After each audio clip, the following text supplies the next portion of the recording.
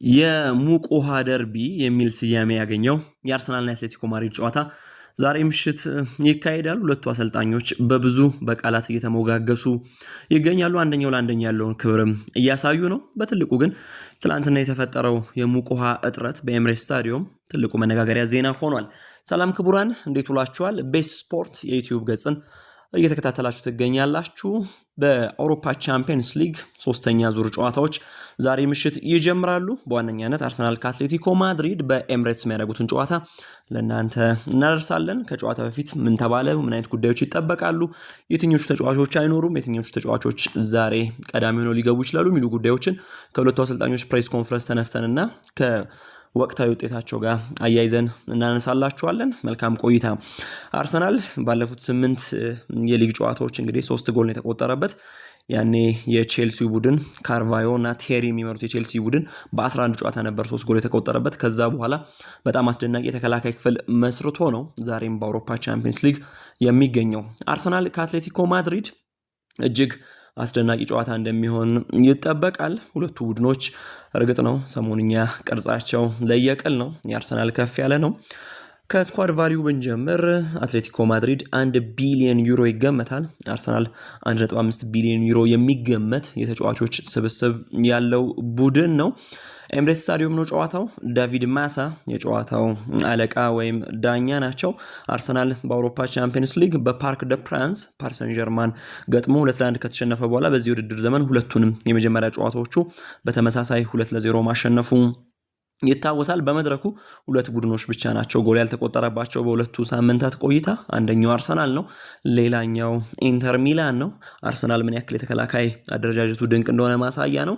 አትሌቲኮ ማድሪድ ሁለቱን ጨዋታዎቹ በተለያየ መንገድ ነው የፈጸመው። አንፊልድ ላይ በሊቨርፑል በቨርጅል ቫን ዳይክ የመጨረሻ ደቂቃ ጎል 3-2 ተሸንፎ ነበር ቡድኑ። ከዛ በኋላ በዋንዳ ሜትሮፖሊታኖ አይንትራ ፍራንክፉርትን 5-1 አሸንፎ 3 ነጥብ ይዞ ወደዚህ ጨዋታ መጥቷል። ከዛ ቀደም በነበሩ አጋጣሚዎች እንግዲህ ባለፈው ዓመት ሪያል ማድሪድን ለመጨረሻ ጊዜ 1-0 ያሸነፈበት አጋጣሚ ነበር። ምንም እንኳን በመለያ ፍጹም ቅጣት ምት ቢወድቅ ቡድኑ በአውሮፓ ቻምፒየንስ ሊግ ግን የመጨረሻ ጨዋታዎቻቸው እንደዚህ አይነት ምልከታ አላቸው። አርሰናል እንደ ባየር ሚኒክ፣ ሪያል ማድሪድ፣ ፓሪስ ሰን ጀርማን፣ ኢንተር ሚላንና ቃራባግ ሁሉ ሁለቱንም ጨዋታዎቹን በማሸነፍ 6 ነጥብ የሰበሰበ ቡድን ነው። አትሌቲኮ ማድሪድ በተቃራኒው 1 አሸንፎ 1 ተሸንፏል። ይሄ ማለት 10ኛ እንዲቀመጥ አድርጎታል በ3 ነጥብ። አርሰናል 5ኛ ነው። አትሌቲኮ ማድሪድ ዛሬ የሚያሸንፍ ከሆነ ውጤቱ የትኛውም ቢሆን ከአርሰናል በላይ መቀመጥ ይችላል። የሚያሸንፍ ከሆነ አርሰናል ካሸነፈ ደግሞ አሁንም በመሪነቱ ቀጥሎ የላይኛውን በትረ መኮንን ወይም በትረ ስልጣን መያዝ የሚያስችል አቅም ይኖረዋል። አርሰናል ሁለቱንም ጨዋታ 2-0 ሲያሸንፍ የማርቲኔሊ ሚና ከፍ ያለ እንደነበረ ይታወሳል። ዛሬም ከሚጠበቁ ተጫዋቾች መካከል አንደኛው ነው። ራስፓዶሪ ነበር በአውሮፓ ቻምፒየንስ ሊግ ለአትሌቲኮ ማድሪድ ጥሩ ጊዜ እያሳለፈ ያለው። እርግጥ ነው አይንትራ ፍራንክፉርትን ሲያሸንፉ ሊኖርማንድ፣ ሁሊያን አልቫሬዝ ጎል ካስቆጠሩት መካከል ይጠቀሳሉ። ቡድኖቹ በቅርብ ጊዜ ግንኙነታቸው ነገሮች ለአትሌቲኮ ማድሪድ ያደሉ ይመስላሉ። እርግጥ ነው 4 ሲጫወቱ 2 ናቸው አንዳንድ ጊዜ የተሸናነፉት። ግን የመጨረሻው አጋጣሚ ላይ አትሌቲኮ ማድሪድ ከአርሰናል 1-1 ነው የተጠናቀቀው። ከዛ ቀድሞ የነበረውን ጨዋታ ደግሞ አትሌቲ 1-0 ማሸነፍ ችሎ ነበር። ቀድሞ በነበረ ጊዜ አርሰናል በእርግጥ አትሌቲኮ ማድሪድን 2-1 አሸንፎ ያውቃልና ሄድ ቱ ሄዳቸው የተቀራረበ ወይ የተመጣጠነ ስለሆነ ለጨዋታው ሌላ የተለየ ጉጉት ወይም የተለየ ጥበቃ እንዲደረግለት የሚያስገድድ አጋጣሚ ነው። በአርሰናል በኩል ኖኒ ማዱዌኬ አሁንም በጉልበት ጉዳቱ ከጨዋታ ውጭ ነው። ማርቲን ኦዴጋርድ በተመሳሳይ፣ ካይ ሃቨርትዝ አሁን የበለጠ እየቀረበ ቢሆንም ግን ደግሞ በጉዳት ይህም ጨዋታ የሚያልፈው ተጫዋች ነው። ጆኒ ካርዶዞ በአትሌቲኮ ማድሪድ በኩል በቁርጭምጭሚት ጉዳት ከዚህ ጨዋታ ውጪ ያለ ተጫዋች ነው። በአውሮፓ መድረክ ላይ ኦፌንሲቭ ኮንትሪቢዩሽናቸውን ብናይ ወይም ደግሞ የማጥቃት አበርክቷቸውን ስናይ ማርቲኔሊ በአርሰናል በኩል የ3 የጎል ድርሻ ያለው በሁለቱ ጨዋታ 1 አስቆጥሮ 2 ኳስ አመቻችቶ አቀብለዋል። ትሮሳር 1 አስቆጥሮ 1 አመቻችቶ አቀብለዋል። ቡካዮ ሳካና ኦዴጋርድ 1 ጎል አስቆጥረዋል። በአትሌቲኮ ማድሪድ በኩል ሁሊያን አልቫሬዝ እንዲሁ እንደ ማርቲኔሊ ሁሉ 3 ኳሶች አበርክቶ አለው። ማርቲኔሊ 2 አስቆጥሮ 1 አሲስት ነው ያለው። ሁሊያን አልቫሬዝ 1 አስቆጥሮ 2 አሲስት አድርጓል። ዮሬንቴ 2 ኳሶችን ማስቆጠር የቻለ ተጫዋች ነው። ዮሬንቴ በዚህ አጋጣሚ ካስቆጠራቸው ጎሎች አብላጫውን በአውሮፓ መድረክ ካስቆጠራቸው ጎሎች አብላጫውን ያስቆጠረው ሊቨርፑል አንፊልድ ላይ ነው። እንደውም የውሾቹን ስም ሳይቀር የአንድ ተወዳጅ ውሻውን አንፊልድ ብሎ መሰየሙ የቅርብ ጊዜ ትውስታችን ነው። ራስፓዶሪ አንድ አስቆጥሮ አንድ አመቻችቶ አቀብሏል። አንቷን ግሪዝማን ከጎል ጋር ባይገናኝም አንድ ጎል አስቆጥሯል። ብዙ የጎል አበርክቶ ባይኖረውም ግን በአትሌቲኮ ማድሪድ ውስጥ ዋና ከሚባሉ ሰዎች መካከል አንደኛው ነው። 35 ዓመቱ ላይ የደረሰ ተጫዋች ነው የፈረንሳያዊ። ምናልባት አንቷን ግሪዝማን ዛሬ ጎሎችን የሚያስቆጥር ከሆነ ጎል ሳይሆን ጎሎችን አስቆጥሮ ጎሎቹን ሁለት ማድረስ የሚችል ከሆነ በአትሌቲኮ ማድሪድ መለያ 200ኛ ጎሉ ላይ መድረስ ይችል ይሆናል። አትሌቲክ አሸነፈ፣ ጋብሪኤል ማጋሌሽ 50ኛ ሽንፈቱ ሆኖ የሚመዘገብበት አጋጣሚ ይፈጠራል። ምናልባት አንበሉ ኮኬ ለአዲስ ሬኮርድ መጫወት ይችላል። ሚካኤል ሜሪኖ በስፔን ብዙ አትሌቲኮ ማድሪድን ስለሚያውቀው የ29 ዓመቱ አማካይ ስለ አትሌቲኮ ማድሪድ የተሰማውን ነገር አንስቷል። they will leave everything on the pitch ሁሉንም ነገር የሚሰጥ ቡድን ስለመሆኑ ማረጋገጫ የሰጠበትን አጋጣሚ በተደጋጋሚ አንስቶታል። የቡድኑ ስፕሪት በጣም አስደናቂ ነው። ኮምፒትስ ፍሮም ስታርት ቱ ፊኒሽ እያለ ነው የሚገልጸው። ከደቂቃው ጅማሮ መነሻ እስከ መጨረሻው ድረስ የሚወዳደር በጣም የሚፋለም የሚታገል አይነት ቡድን መሆኑን ነው ያነሳው። ቦክስ ቱ ቦክስ የሚሮጥ ቡድን ነው። በጣም አስደናቂ አማካይ ያለው በአምስት የተከላካይ ቅርጽ ተጫዋቾች ይጀምራል። አንቷን ግሪዝማን እና ሁሊያን አልቫሬዝ ይጀምራሉ ከፊት ለፊት። ሶርሎ ራስፓዶሪ አይነት ተጫዋቾችም ተቀይረው ይገባሉና የቡድኑን ኳሊቲ ጭምር ነው ሜሪኖ በደንብ ያነሳው። ይሄን ብዙ የአርሰናል ደጋፊዎችም የሚስማሙበት ይመስለኛል። እንደ ዲየጎ ፓብሎ ሲሚዮኔ አይነት ተጫዋች ደግሞ ስኳዱ ላይ ምን አይነት አቅም እንዳለው ስኳዱ እንዴት እንደሰሩት ማሳያ ስለሆነ እሳቸውንም አድንቆ ጭምር ነው ያለፈው። ቡድኑ ግን እስከ መጨረሻው ደቂቃ የሚፋለም የሚታገል ቡድን መሆኑን ነው ያስቀመጠው። አርቴታ ዲየጎ ሲሚዮኔን አንቆለጳጵሶ ነው ያስቀመጠው።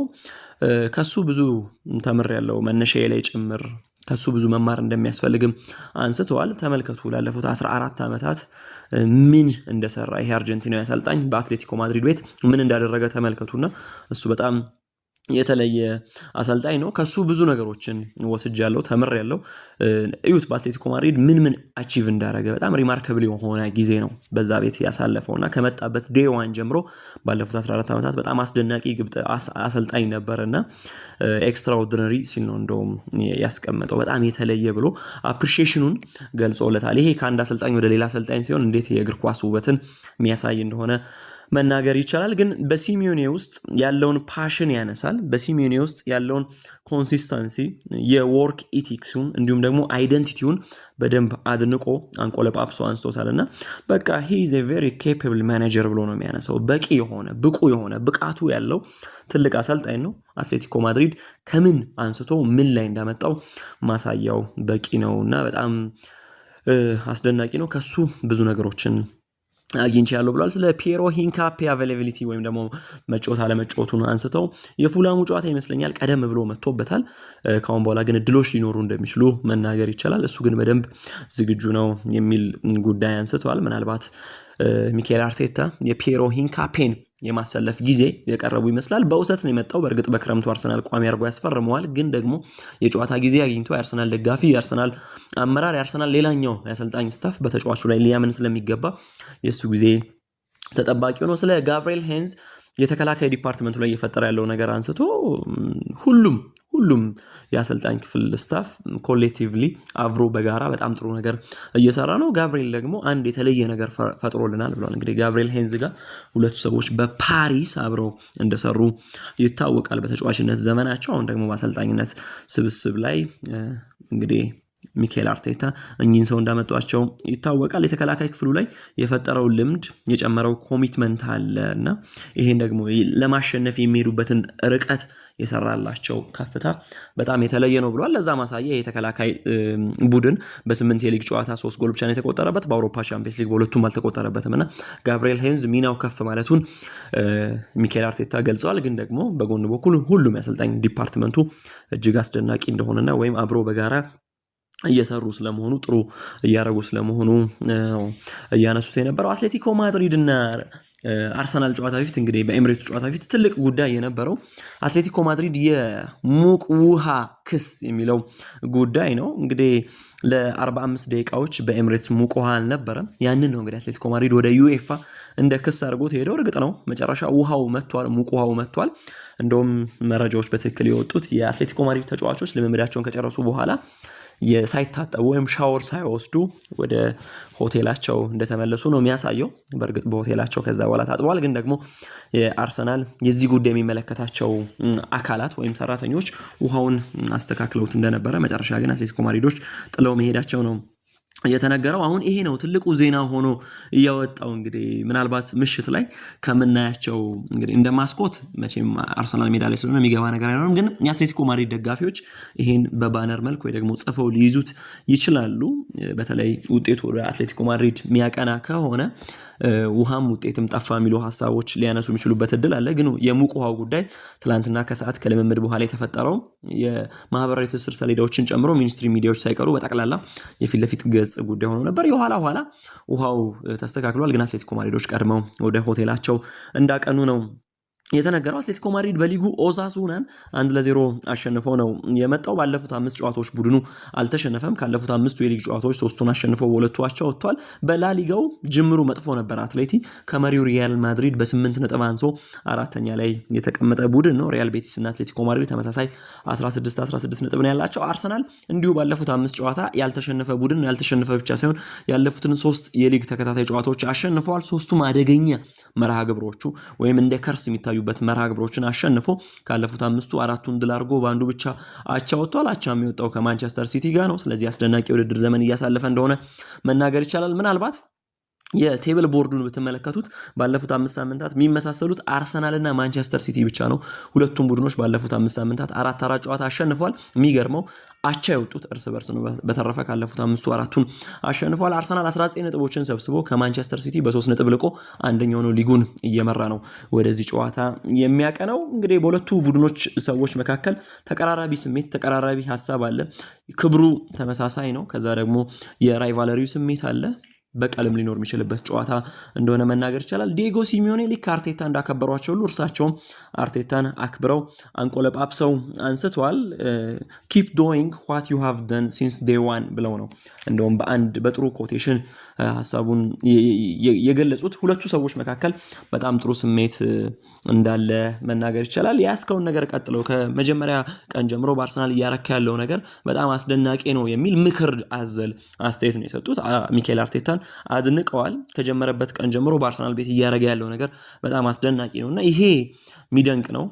እኚህ አሰልጣኝ ሊደነቁ ይገባል ብለው ዲየጎ ሲሚዮኔ አንስተዋል። 14 ዓመት ነው እንግዲህ በካልዴሮ አሁን ደግሞ በዋንዳ ሜትሮፖሊታኖ በአትሌቲኮ ማድሪድ እያሳለፉ ያሉት። በዚህ ሁሉ ጊዜ እንግዲህ አስደናቂ ከፍታ አሳይተው ያውቃሉ። በአውሮፓ ቻምፒየንስ ሊግ ቡድኑ ሁሌም ተሳታፊ ነው። ተሳታፊ ብቻ ሳይሆን በእርሳቸው ኤራ ከአንዴም ሁለቴ ለፍጻሜ ሲደርስ አስተውለነዋል። ላሊጋ ሲያሸንፉም ያስተዋልናቸው አሰልጣኝ ናቸው። በእኚህ አሰልጣኝ እንግዲህ አርቴታ በደንብ ተደንቋል። ሁለቱ አሰልጣኞች ማይንሴታቸው ወይም ደግሞ የጭንቅላታቸው አካባቢ ያለው መርህ ተመሳሳይነት አለው። ቡድናቸው ላይ ኢሞሽን መፍጠር ይችሉበታል። ሁለቱም ተጫዋቾቻቸውን ማነሳሳት ይችላሉ። ሁለቱም ደግሞ ጥሩ ዲፌንሲቭ ኦርጋናይዜሽኑ የተዋጣለት ጥሩ የመከላከል አቅም ያለው ቡድን መስራት የሚችሉ አሰልጣኞች ናቸው። ለስህተት ቦታ የላቸውም። ሁለቱም አሰልጣኞች ስህተትን በጣም ይጸየፋሉ።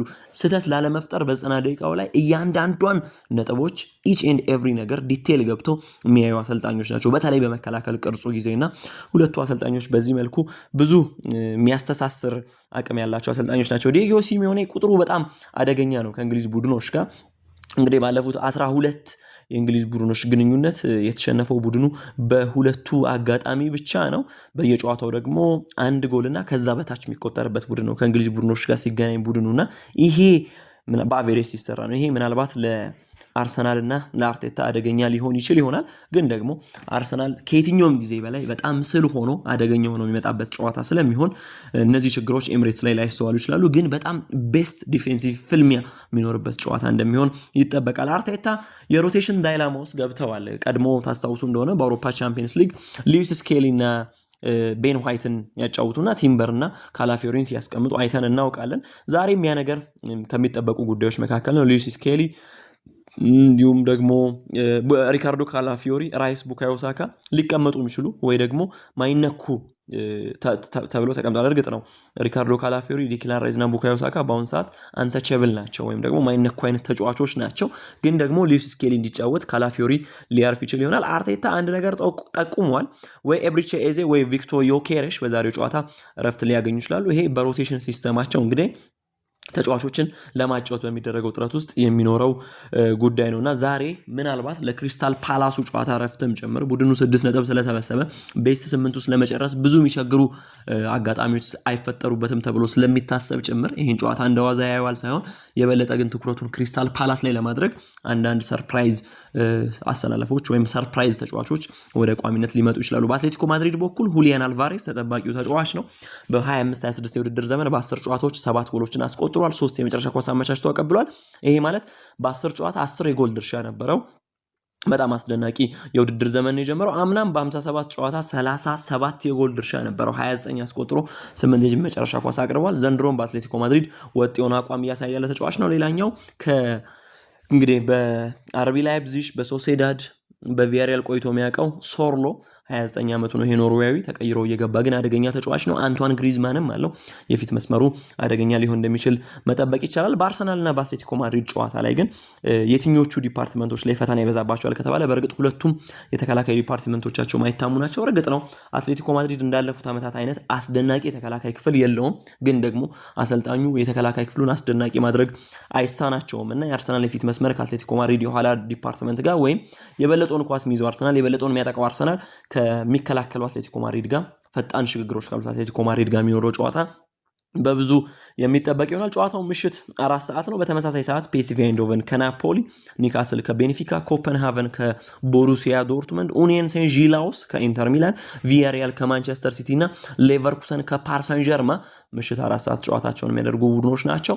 ባርሴሎና ከኦሎምፒያኮስ፣ ካይራት አልማቲ ከፓፎስ ምሽት 1 ሰዓት ከ45 ጨዋታቸው ይጀምራሉ። ካይራት አልማቲና ፓፎስ ሁለቱም ለመድረኩ አዲስ ቡድኖች እርስ በርስ ይገናኛሉ። አርሰናል ከአትሌቲኮ ማድሪድ ምሽት 4 ሰዓት ላይ ወደ እናንተ እንግዲህ የሚደርሰው የሚተላለፈው ጨዋታ ነው።